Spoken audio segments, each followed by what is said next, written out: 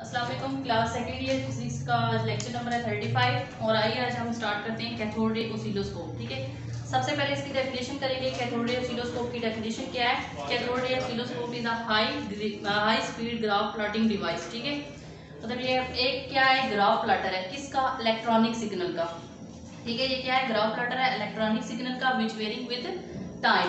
हम कह सकते हैं कि किसी भी इलेक्ट्रॉनिक सिग्नल को डिस्प्ले करने के लिए हम किसको यूज करते हैं? कैथोड रे ऑसिलोस्कोप को। ठीक है, किसी भी इलेक्ट्रॉनिक सिग्नल को डिस्प्ले करने के लिए कैथोड रे ऑसिलोस्कोप को यूज करते हैं। जैसे देखें, एक माइक्रोफोन या हम कह सकते हैं कि साउंड वेव, साउंड सिग्नल को हमने डिस्प्ले करवाना है। ठीक है, सबसे पहले ये है कि देखो मैं माइक के आगे बोल रही हूँ तो मतलब ये है कि मेरा साउंड सिग्नल कन्वर्ट हो जाएगा इलेक्ट्रिकल सिग्नल में। ठीक है, उस इलेक्ट्रिकल सिग्नल को डिस्प्ले करने के लिए हम किसको यूज करेंगे? Cathode ray oscilloscope. या हम ये कह सकते हैं कि इलेक्ट्रिकल सिग्नल को डिस्प्ले करने के लिए कैथोड रे ऑसिलोस्कोप हमारी क्या करता है? मदद करता है। ठीक है, अब फर्स्ट ऑफ ऑल इसका प्रिंसिपल ये है कि देखें, बीम ऑफ इलेक्ट्रॉन्स क्या करते हैं? पास करते हैं। बीम ऑफ इलेक्ट्रॉन किससे पास करते हैं? Two set of parallel plate से पास करते हैं। दूसरी बात है वो पास करके जाते हैं, फिर क्या होता है कि फ्लोरोसेंट स्क्रीन के ऊपर जाके स्ट्राइक करते हैं तो वहाँ पे स्पॉट्स अपीयर होता है। मतलब ये है कि लाइट अपीयर होती है जो हमें चाहिए, हमें वही रिजल्ट उसका चाहिए। ठीक है, वो जो लाइट है वो इन दी फॉर्म ऑफ वेव्स में आपको नजर आएगी। ठीक है, तो यही हमारा रिजल्टन है कि हम वेव को क्या करना है या हमने क्या करना है? सिग्नल को डिस्प्ले करवाना है स्क्रीन के ऊपर। ठीक है, अब इसकी कंस्ट्रक्शन में आता है कि सबसे पहले देखें,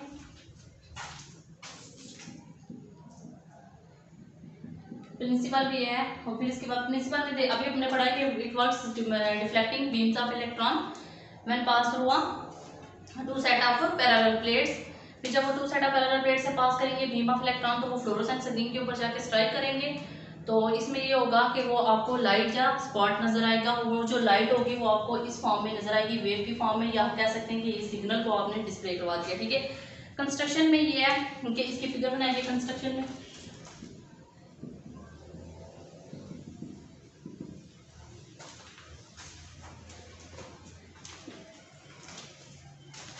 सबसे पहले तो हमें चाहिए क्या?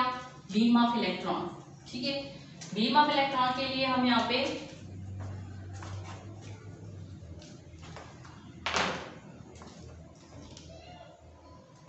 ये आपकी है CRO।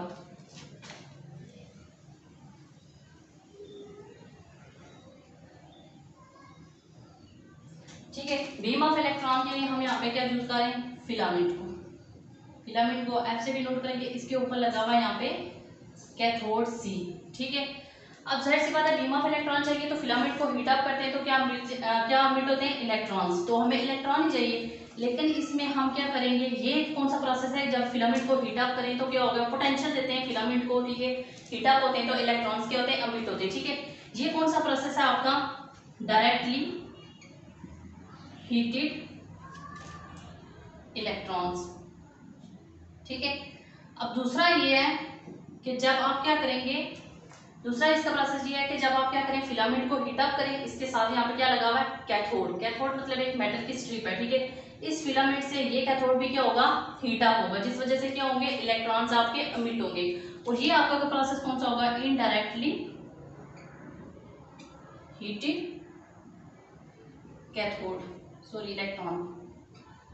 अब हम इस प्रोसेस के अंदर कौन सा यूज करें? Indirectly heated electrons. ठीक है, अब इसके ऊपर लगी हुई है यहाँ पे ग्रिड। ग्रिड को G से डिनोट करना है और यहाँ पे इसके सेंटर में क्या होगा? होल, जहां से बीम ऑफ इलेक्ट्रॉन क्या करेंगे? पास करेंगे। ठीक है, अब ग्रिड के ऊपर कौन सा चार्ज होगा? Negative potential. ठीक है, ग्रिड के ऊपर नेगेटिव पोटेंशियल चार्ज होगा। अब ग्रिड का क्या काम है? ग्रिड क्या करेगा? कंट्रोल करेगा बीम ऑफ इलेक्ट्रॉन्स को, या हम ये कह सकते हैं कि कंट्रोल करेगा ब्राइटनेस ऑफ द स्पॉट। ठीक है, देखें अब ग्रिड मतलब ये है कि बीम ऑफ इलेक्ट्रॉन को कंट्रोल करेगा। अगर वो कम इलेक्ट्रॉन्स को पास होने देगा तो इसका मतलब है कि यहाँ पे क्या होगी? ब्राइटनेस आपकी कम होगी। ठीक है, अगर वो ज्यादा इलेक्ट्रॉन्स को यहाँ से पास होने देगा तो मतलब ये है कि ब्राइटनेस ऑफ स्पॉट आपकी क्या होगी? ज्यादा होगी। देखें, ग्रिड के ऊपर नेगेटिव चार्ज है और हमारे जो इलेक्ट्रॉन्स हैं उसके ऊपर कौन सा चार्ज है? नेगेटिव। नेगेटिव नेगेटिव दोनों क्या करते हैं? यहाँ पे कौन सा प्रोसेस होता है? रिपल्शन का। ठीक है, अब इसमें देखें कि मैक्सिमम इलेक्ट्रॉन यहाँ से पास हो जाएंगे, जिनके पास क्या होगी? मैक्सिमम काइनेटिक एनर्जी होगी, वो इलेक्ट्रॉन यहाँ से क्या करेंगे? पास होके चले जाएंगे आगे। ठीक है, अब इसमें ये कह सकते हैं कि जो है ये इसका फंक्शन क्या है? ये क्या करता है? कंट्रोल बीम ऑफ इलेक्ट्रॉन, साथ ये कह सकते हैं ब्राइटनेस ऑफ स्पॉट। ठीक है, अब देखें इलेक्ट्रॉन्स के ऊपर नेगेटिव चार्ज है, जेड से पता है इलेक्ट्रॉन्स ने आगे मूव करना है, लेकिन इसके लिए हमें यहाँ पे क्या चाहिए, इलेक्ट्रॉन को एक्सीलरेट करने के लिए हम यहाँ पे क्या यूज करेंगे, एनोड। रेक्टेंगुलर फॉर्म में यहाँ पे एनोड लगे हुए,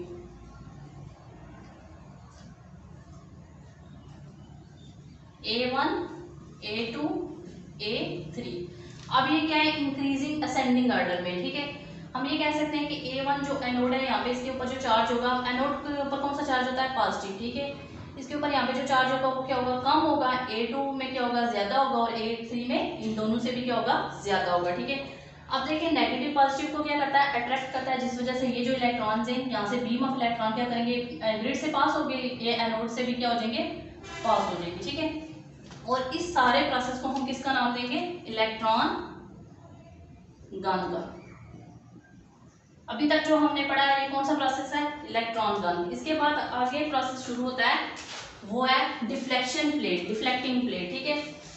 और इसी के अंदर सीआरओ के अंदर यहाँ पे प्लेट्स लगी होती हैं। एक आपकी प्लेट्स क्या है, ये प्लेट्स है क्या, हॉरिजॉन्टल डिफ्लेक्शन, लेकिन ये खुद प्लेट्स कैसे पड़ी हुई है, वर्टिकल फॉर्म में, ठीक है।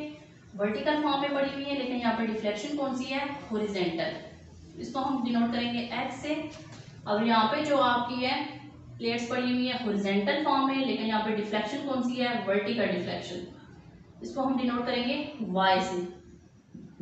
मतलब देखिए ये कौन सी आपकी डिफ्लेक्शन है, हॉरिजॉन्टल, और ये कौन सी है, वर्टिकल। प्लेट्स आपकी वर्टिकल फॉर्म में है, यहाँ पे प्लेट्स आपकी हॉरिजॉन्टल फॉर्म में। अब इसमें ये होगा कि beam of electron in plates के अंदर से पास करेंगे। जब एक्स प्लेट्स के अंदर से पास करेंगे तो क्या होगा कि वो स्क्रीन के ऊपर हॉरिजॉन्टली क्या करेंगे, मूव करेंगे। जब वाई प्लेट्स के ऊपर पास करेंगे बीम ऑफ इलेक्ट्रॉन तो वो क्या करेंगे, हॉरिजॉन्टली क्या करेंगे, स्क्रीन के ऊपर मूव करते हुए नजर आएंगे। मतलब वो जो स्क्रीन के ऊपर स्पॉट होगा वो आपको हॉरिजॉन्टली मूव करता हुआ नजर आएगा। जैसे एक्स प्लेट में ऐसे मूव करते हुए नजर आएंगे, हॉरिजॉन्टल प्लेट से आपको ऐसे नजर आएंगे, ठीक है।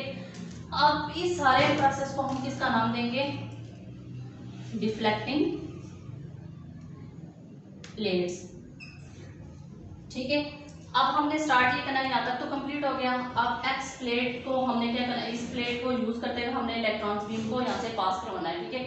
अब सीआरओ के अंदर ही एक लिखा होता है स्वीप, हम कह सकते हैं, या टाइम बेस जनरेटर, ये सीआरओ के अंदर ही लगा होता है, ठीक है। जब हम क्या करेंगे, इस टाइम बेस जनरेटर से या स्वीप से हम इस एक्स प्लेट को क्या करेंगे, इनपुट सिग्नल देंगे, ठीक है। तो आपके बीम ऑफ इलेक्ट्रॉन जब इस सिग्नल से इस प्लेट से पास होके जाएंगे तो वो जो स्पॉट है वो आपको हॉरिजॉन्टली मूव करता हुआ नजर आएगा, ठीक है। मतलब आपने इसको इनपुट दिया, अब हम ग्राफिकली इसका आउटपुट देख सकते हैं इस प्लेट का, ठीक है। वो जो आपका ग्राफ होगा वो इस तरह होगा। ये वोल्टेज V आपने दिया, टाइम पीरियड T, ये आपको इसका आउटपुट मिलेगा किसका, टाइम बेस्ड जनरेटर से आपने क्या किया, इनपुट सिग्नल दिया किसे, एक्स प्लेट को, ठीक है। आउटपुट आपको कैसे मिला, सॉटूथ वोल्टेज की फॉर्म में, ठीक है, आर के रंग जैसे, ठीक है। अब इसके अंदर हम टाइम पीरियड को डिस्कस करेंगे, ठीक है।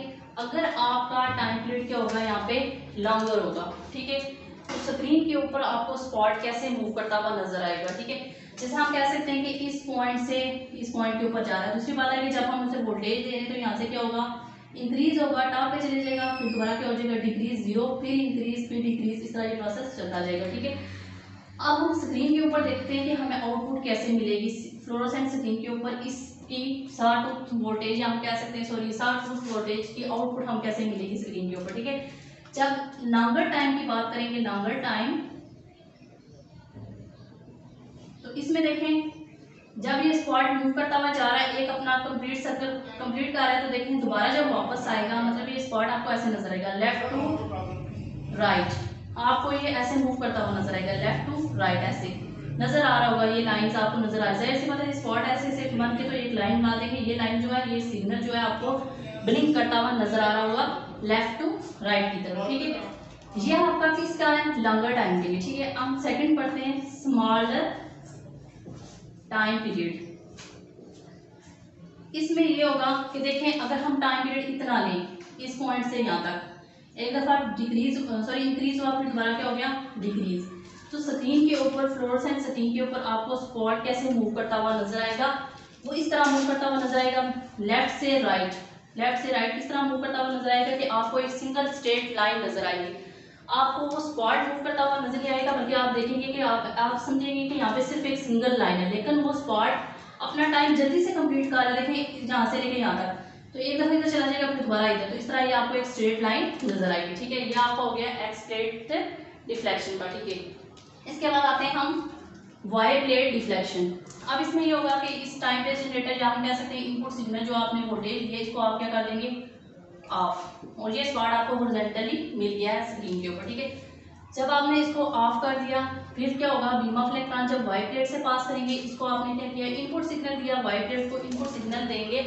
इनपुट सिग्नल में हम कह सकते हैं कोई भी आपने इस तरह का से सिग्नल दिया है। ठीक है, तो आपको स्क्रीन के ऊपर जो है स्पॉट वो ऐसे मूव करता हुआ नजर आएगा, ये आपको आउटपुट इसकी मिल जाएगी। ठीक है, अब हमने क्या किया, इसको ऑफ किया हुआ, इसको ऑन किया। अब हम क्या करेंगे, आप क्या करेंगे इन दोनों प्लेयर्स को इनपुट सिग्नल देंगे, मतलब दोनों ऑन करेंगे। ठीक है, तो आपको स्पॉट्स भी इसी तरह मूव करता हुआ ऐसे नजर आएगा, मतलब ये सिग्नल आपको इस तरह मिल जाएगा फ्लोरोसेंट स्क्रीन के ऊपर। ठीक है, इसके बाद हम करते हैं टाइम पीरियड की बात करते हैं कि जब दोनों का मतलब इस एक्स प्लेट का टाइम पीरियड और वाई प्लेट का टाइम पीरियड क्या होगा, सेम होगा।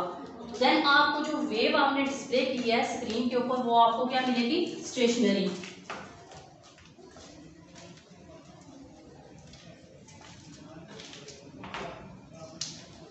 जो आपने इनपुट सिग्नल देना है एक्स प्लेट को और वाई प्लेट को, इन दोनों का जो टाइम पीरियड होगा वो जब इक्वल होगा,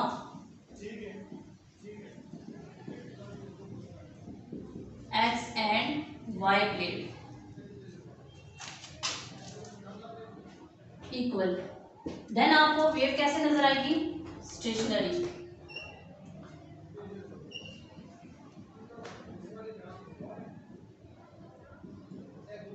अब हम कह सकते हैं कि जब दोनों का टाइम पीरियड इक्वल नहीं होगा तो आपको जो वेव्स है वो ऐसे मूव करती हुई, या हम कह सकते हैं जो सिग्नल है वो ऐसे मूव करता हुआ आपको नजर आएगा ऐसे। ठीक है, मतलब दोनों का टाइम पीरियड जब इक्वल होगा तो वो वेव्स आपको वेव मोशन कैसे नजर आएगी, मूव करती हुई। और हम इसको स्टेशनरी बना सकते हैं, कैसे बना सकते हैं, इस सीआरओ के ऊपर ही एक नोब लगी होती है, इसको आप स्टेशनरी बना सकते हैं। सीआरओ के ऊपर ही नोब लगी होती है, उस नोब से आप क्या कर सकते हैं, ऐसे नोब मतलब पिन बटन, उससे आप क्या कर सकते हैं कि इस एक्स प्लेट के सिग्नल को आप क्या कर सकते हैं, चेंज कर सकते हैं। मतलब आप इसको जो इनपुट सिग्नल दे रहे हैं उसको आप क्या कर देंगे, चेंज कर देंगे। तो दोनों को, या हम कह सकते हैं कि दोनों की वोल्टेज को इक्वल कर लेंगे, दोनों की फ्रीक्वेंसी को इक्वल कर लेंगे, टाइम पीरियड भी इक्वल हो जाएगा, जिस वजह से आप उस वेव्स को क्या कर सकते हैं, स्टेशनरी बना सकते हैं। ठीक है, इस तरह ये आपका टॉपिक हो गया कंप्लीट। आगे हम इसकी यूजेस पढ़ते हैं। यूजेस में फर्स्ट ऑफ ऑल ये है कि जब आप क्या करते हैं किसी भी ग्राफ या किसी भी इलेक्ट्रॉनिक सिग्नल को आप डिस्प्ले करवा सकते हैं, किसके थ्रू, सीआरओ के थ्रू। ठीक है, इसके बाद ये है कि हम किसी भी phase difference, frequency, time period को क्या कर सकते हैं, सीआरओ के थ्रू फाइंड कर सकते हैं। ठीक है, लास्ट इसका ये यूज है कि जब देखें एक ही वेव फॉर्म, मतलब जो आपने इनपुट सिग्नल दिया हुआ है, दूसरे को आपने इनपुट सिग्नल दिया हुआ है, तो आपको यहाँ पे दो वेव्स मिल जाती हैं।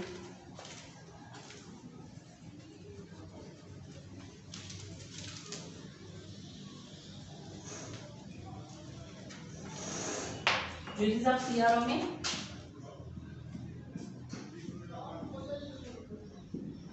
फर्स्ट इसका है कि हम क्या कर सकते हैं, ग्राफ को, सिग्नल को क्या कर सकते हैं, डिस्प्ले करवा सकते हैं। सेकंड इसका ये है कि हम फ्रीक्वेंसी, टाइम पीरियड, इसके फेज को क्या कर सकते हैं, फाइंड कर सकते हैं। ठीक है, थर्ड इसका ये है कि हम क्या करेंगे, अगर आपने इनपुट सिग्नल दिया, आपको एक सिग्नल मिल गया ये, ठीक है, एक्स प्लेट का कह सकते हैं, वाई को आपने सिग्नल दिया तो आपको आउटपुट में किए दो फेज आपके पास है, एक फेज 1, सेकंड इसका क्या है, फेज 2। ठीक है, हम कह सकते हैं कि अगर आप इन दोनों का फेज डिफरेंस फाइंड करें, देखें यहाँ पे एंगल आपका कितना है, 90, और इधर आपका एंगल कितना है, 270। 270 माइनस 90 किसके इक्वल आ जाएगा, 180। इस तरह हम क्या कर सकते हैं, सीआरओ को यूज करते हुए फेज डिफरेंस को फाइंड कर सकते हैं, ठीक है। इसी के साथ हमारा लेक्चर हो गया कंप्लीट। ठीक है, थैंक यू, अल्लाह हाफिज़।